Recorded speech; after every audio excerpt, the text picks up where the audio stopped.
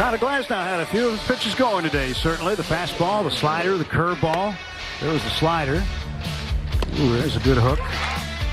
Here's another one. Right there. So Glasnow, 33 pitches. Gave up just the one hit. Successful debut here at Camelback Ranch. And Carson Hobbs, a non-roster invite, comes in to replace him, facing the shortstop Tanner Murray.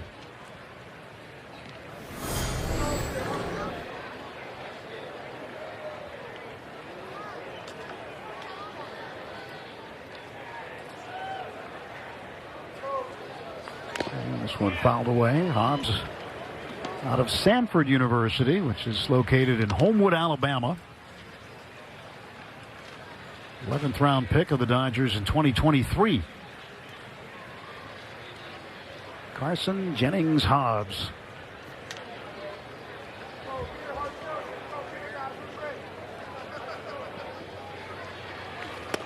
Swing and a miss. I can't help notice it behind the plate today, Mo.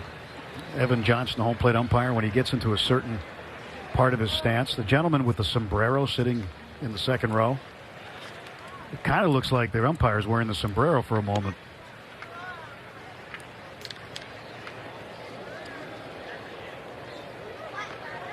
If you have a sombrero, throw it to the sky. Well, this one was thrown to the sky very deep and gone, and that ties the game as Murray hits a home run off of Hobbs. Well, when you list mistakes, look at the location of this and keep in mind that this was a 1-ball, 2-strike count.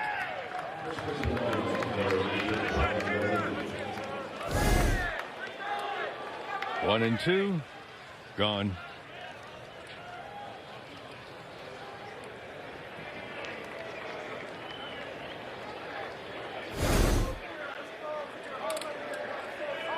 Ryan Galani, the first baseman. He'll take up high. Galani took over for Munetaka Murakami, who was supposed to start at first base today. He was in the lineup. Murakami signed a 2-year, $34 million deal with the White Sox, leaving the Yakult Swallows in Japan. Two-time MVP of the Japanese League. Glasnow finished up. And the numbers are done. The book closed on him. He'll get charged for an earned run after allowing Montgomery to reach on a single. And Murray's 2-run home run got Montgomery in. 2-2 ball game here in the third. To right field in the base hit. And Galani is aboard. Still nobody out for Chicago.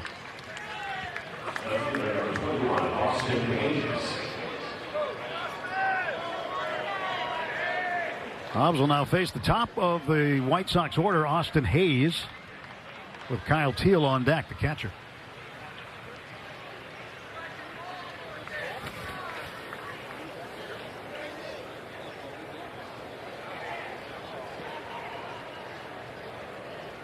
Pitch to Hayes inside.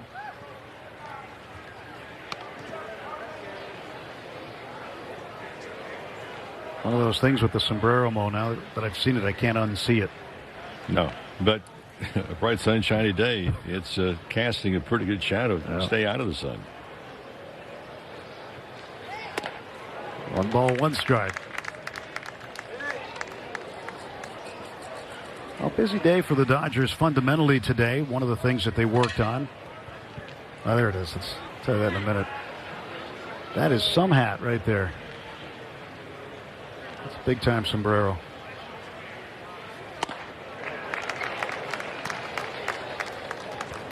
But one of the fundamental things they were working on today, pickoffs and rundowns. Typically each day, or maybe every other day, depending, there'll be different fundamental activities that the players will work on. I think yesterday, or 2 days ago, we talked about the contact play. Strike 3 called. Hobbs strikes out Hayes with a cutter. There's one away for Chicago. What you're trying to avoid with the rundown practice. If someone is videoing it, he was trying to say videoing it, right? Video? Yeah, video. Okay. Yeah, that too. You just don't want to hear in the background calliope music. Oh.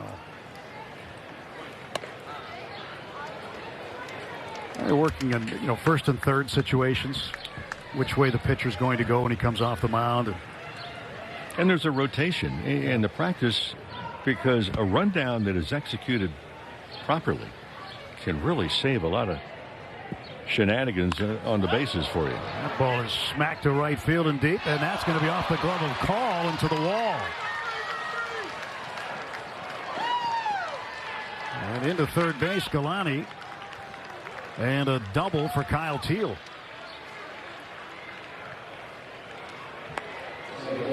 Camelback Ranch is not really a sun field for infielders or outfielders. This ball was hit hard. It was hooking. That's a tough play unless you go an all-out dive and then you're going to sacrifice the body and the cinders in the warning track. Pitching coach Mark Pryor comes out for a visit. Second and third, one out. 2-2 ball game.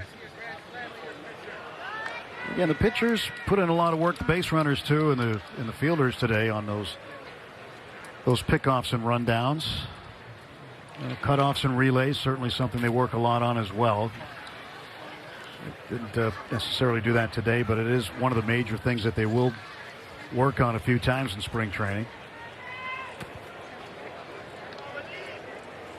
At this level, it's more of a reminder than anything else.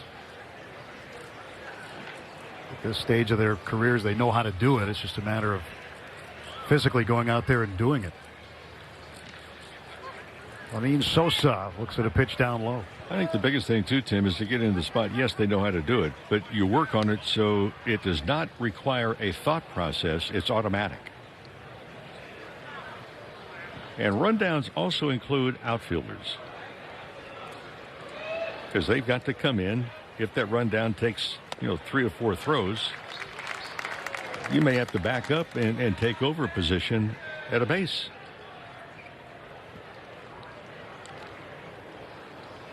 And watching the pitchers today too, depending on if they went after the runner at third or at second or going to second. If you go to third, this ball's hit well deep to slight left center. And back after it, Andy Pages. He makes the catch. Galani will tag and score, and a long sacrifice fly by Sosa gives the White Sox a 3-2 lead. The White Sox compared notes. They've turned things around. They started the ballgame off 0 for 6 with 4 strikeouts. And before the sacrifice fly, they had been 4 hits in the last 5 at-bats, including a home run, and now a sac fly. Teal moves up to third base. Again, talking about the angles where the pitchers go, they can run up, halfway down the baseline and then start to run up the baseline and run the base runner back to third, or depending, they can go back up the plate. Base hit by Caro. It's now 4-2 as Teal comes in. A 4-run third inning for Chicago. And they're not done yet.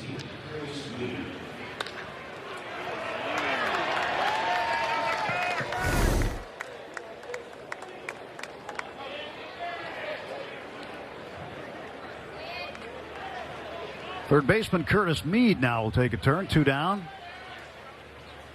And the pitch is low ball 1.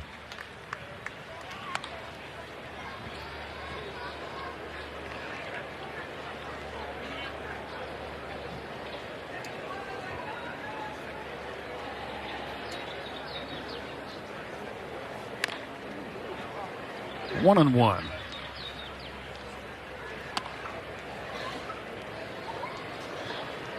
What's the object defensively of the rundown? What's the number one thing? Well, if a pitcher gets a runner hung up between the bag, you go at the runner, make the runner commit. Don't throw too early and help that runner out. But the object is, and people say, well, you got to run him back to the bag from which he came. Well, where's the runner positioned to begin with? The whole thing is, if I'm running, say I'm at second base and you're the third baseman, and I'm running the runner towards you, I want you closing the angle and coming towards me. because it's a timing mechanism.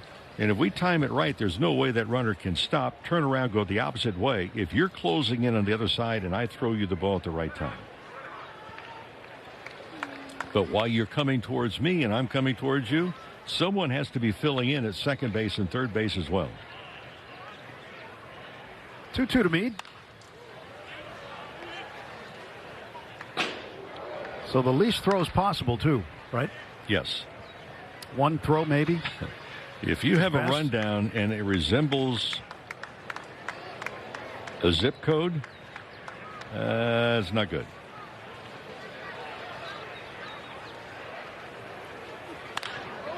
The center field and deep. Back after it, Pages. He's going to beat on it. He'll backpedal and make the catch. Then the side retired, but the White Sox strike for 4 runs. A home run by Tanner Murray, and the Dodgers are now down a pair.